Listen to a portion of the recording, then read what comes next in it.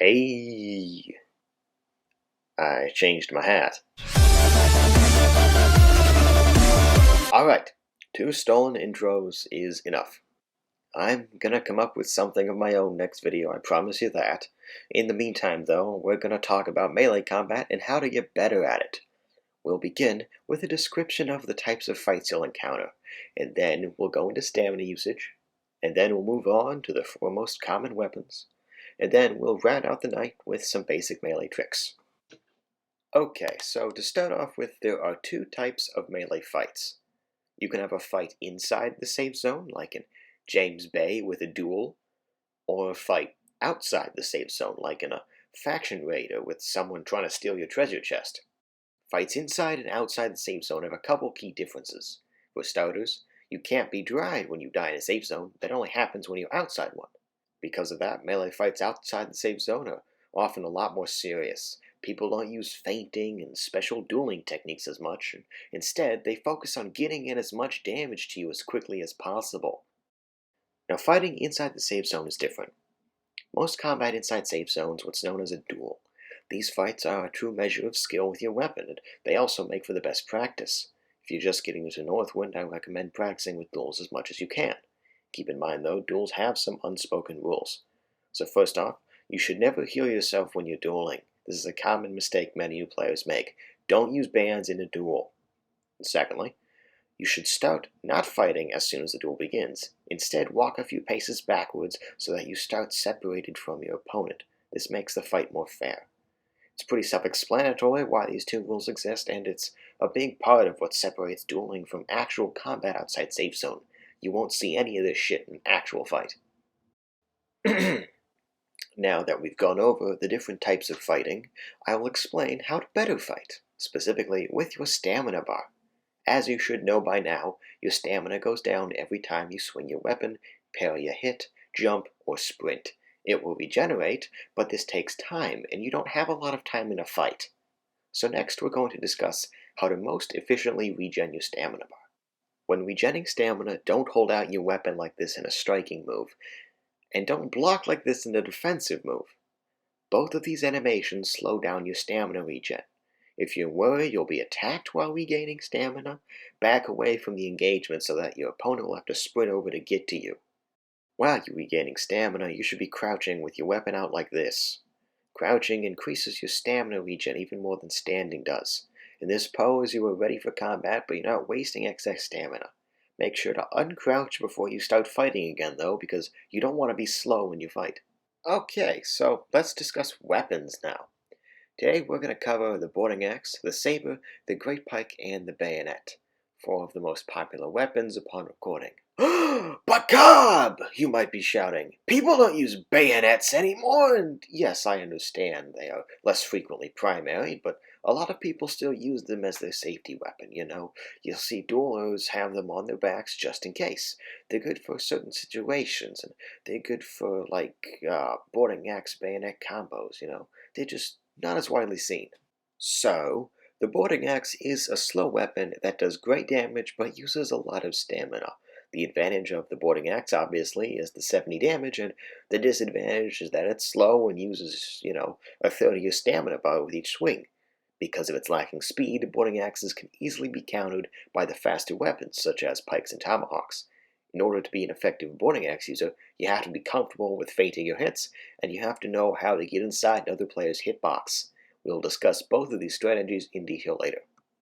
Next up is the great pike. Currently, great pikes are pretty damn great. They only do a moderate 40 damage, but what makes them stand out is their exceptional speed. They also use very little stamina with 6 hits per stamina bar. They even have 2 times the regular bleed duration, which means you'll bleed longer if you're hit with a great pike. And if you didn't know, bleeding takes 1 health from you every 2 seconds. So there really are only pros here, not cons. Keep in mind, though, that the fastest weapons often take the longest to master. That being said, great pikes are near unbeatable when in the hands of the right user. The best strategies to use with a great pike would be, spamming and double stabs. But more on those later. The little brother of the great pike is the saber. Sabers do many of the same things great pikes do, just a tiny bit worse. They're the same speed, but they only have 5 hits per stamina bar as opposed to the great pike's 6. However, Sabers make up for it because their blade is longer and it has a larger hitbox. This means that you will land more of your swings. It also means that you will really benefit from getting inside your opponent's hitbox. When you're at close range and you're not blocked, it's very difficult to miss with a saber. And then lastly, we've got the bayonet. Bayos are awful for duels. However, they do fill a niche role in certain engagements. Even though bayonets are predictable, as they can only swing from one side, they damage so quickly that oftentimes it doesn't really matter. Bayonets are good for AFK kills, kills in the mine, and certain specialty moves. Quite frequently, you will see a bayonet paired with a boarding axe, where the axe is the melee and the bayo is on the primary weapon. You will see combatants switch between the bayonet and the axe whenever the fight demands it. This strategy is great for catching opponents off guard, especially against people with faster weapons. And now, with the weapons out of the way, we will discuss your general tricks. To all the experienced duelers watching, keep in mind that this is a large oversimplification of actual melee strategy. Every dueler is different and uses their own unique moves. However, new players need a starting point, and this is what these are supposed to be.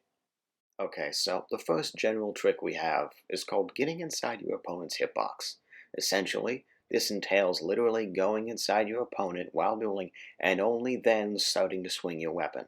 It's easier said than done, but if done correctly, it will render their blocks ineffective because you're hitting them from behind or from the opposite side that they're actually blocking on.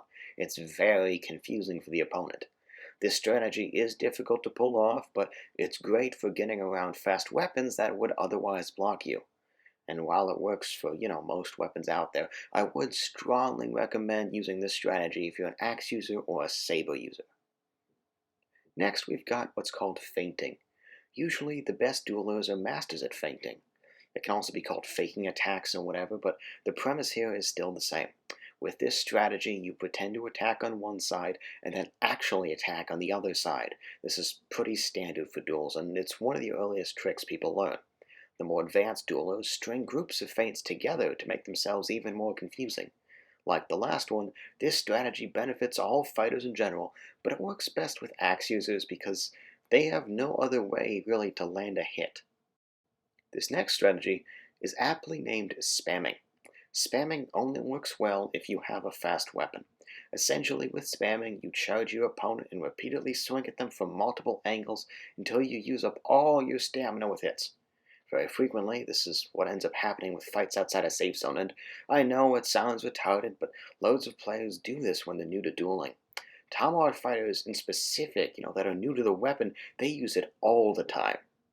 This strategy only really works though if you've got a saber or a weapon faster than the saber, and it should be used sparingly if ever to catch opponents off guard.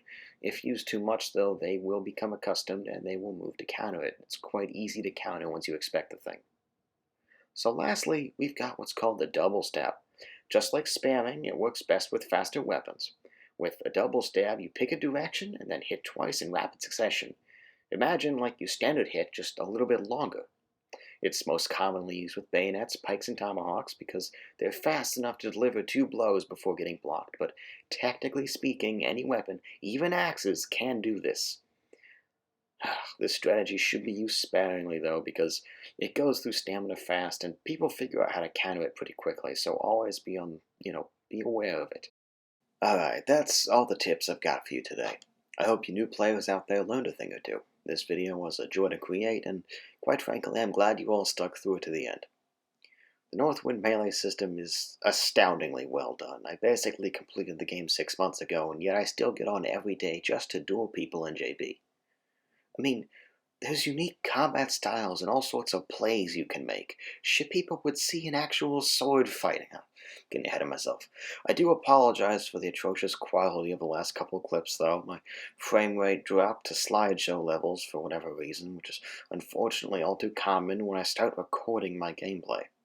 Before we end this video, though, I have a very quick announcement, and that is, after 10 months away, I am finally going to try and rejoin the HBC. Specifically, 5th Company. Now, you might be thinking it's because of the battalion's activity, or because of anger, or some shit, but no, no, no, no, no, no, no, no. It's not because of any of that stupid shit. It's because I want pink cuffs, because that's fucking hilarious.